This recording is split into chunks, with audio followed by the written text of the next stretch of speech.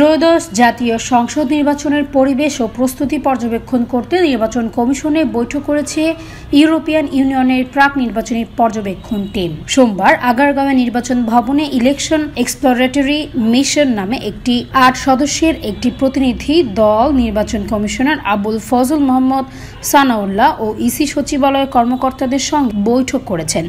বিকেল ৩টায় ইসি কর্মকর্তাদের নিয়ে বৈঠক শুরু হয়। বিকেল ৩টা থেকে ৪টা পর্যন্ত ইলেকশন এক্সপ্লোরেটরি মিশন টিম এবং ইসির কর্মকর্তাদের মাঝে এ বৈঠক চলে।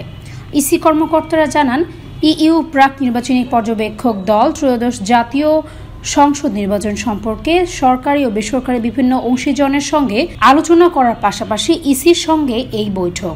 ইসির এ বৈঠকে ত্রয়োদশ জাতীয় সংসদ নির্বাচনের প্রস্তুতি, ভোটের আগে সারা দেশের রাজনৈতিক পরিবেশ এবং অবাধ সুষ্ঠু নির্বাচনের জন্য নেওয়া পদক্ষেপও তুলে ধরা। রোজার আগে ফেব্রুয়ারির প্রথমার্ধে ভোটের জন্য সব ধরনের প্রস্তুতি চলছে ইসির। ডিসেম্বরের প্রথমার্ধে তফসিল ঘোষণার কথা রয়েছে। তাসনভা ঐশী, এমইটিভি।